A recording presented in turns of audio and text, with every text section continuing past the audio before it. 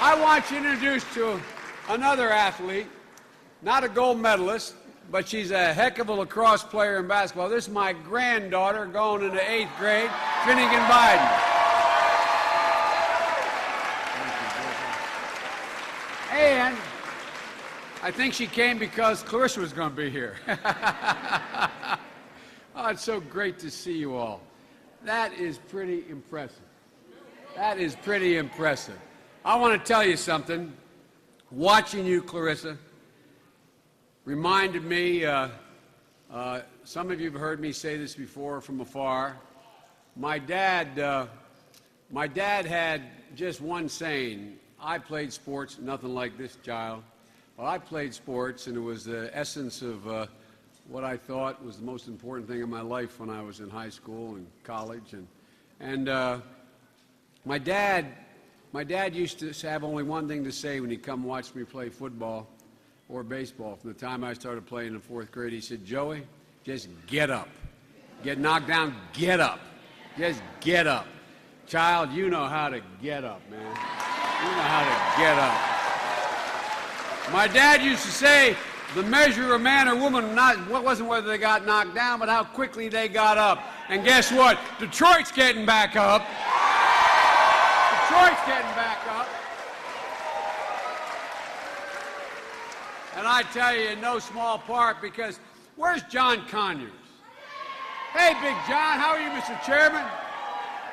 John, thanks for the passport into the district. I know this is your district. John's one of my great friends my whole career. It's great to see you, buddy, and congratulations. Congratulations.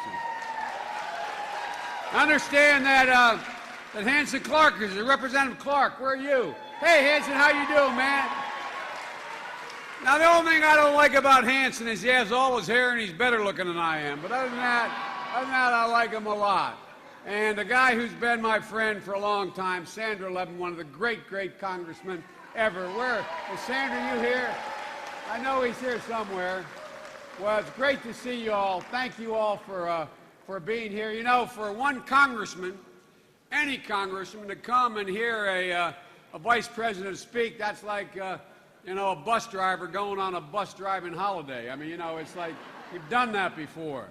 But I want to also thank Anita Williams, Anita, the principal of this great school. Anita, I got to see Anita a little bit earlier.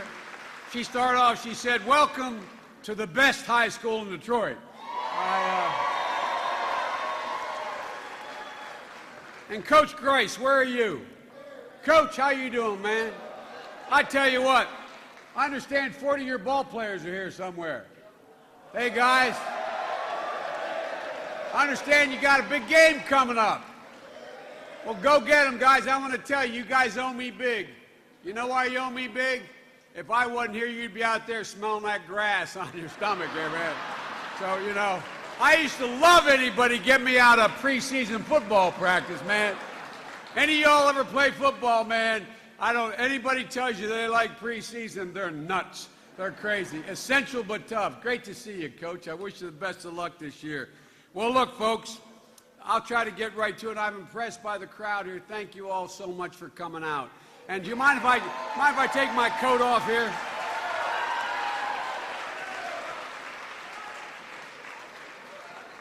I'm not ready to go a couple rounds with Clarissa, but it's hot here. Look, folks, here's what I want to say to y'all. And just to say to you straight. Look, folks, the country, come November, is going to face one of the starkest choices it's had in my memory. Because there's going to be no wondering who stands where.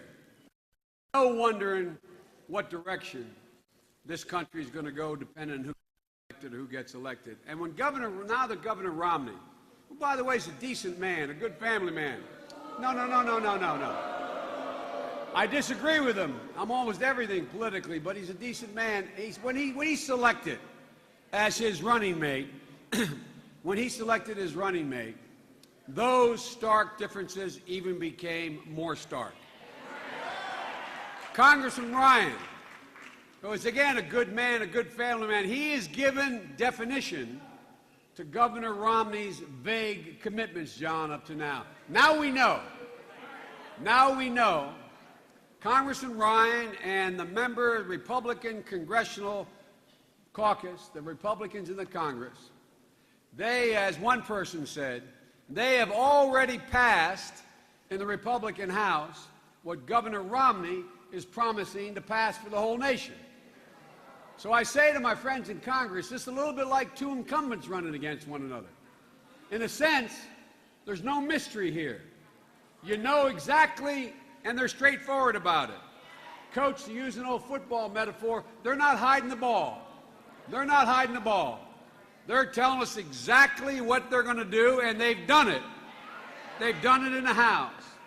And ladies and gentlemen, they call their new economic plan, what they're talking about, they call their plan new, they call it bold, and they call it gutsy. But the neighborhood I come from, there's nothing gutsy about giving a millionaire another tax break. And there's nothing bold about cutting Medicare and Medicaid and education and research and development in order to pay for that tax cut. Not only is it not new, folks, it's not fair, it's not right, and the people who will pay the price are the working class folks and middle class folks in this country. They're the ones going to pay the price. And there's overwhelming evidence.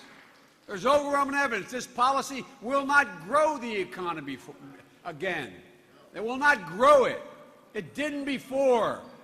We've seen this before, and it won't grow the economy now.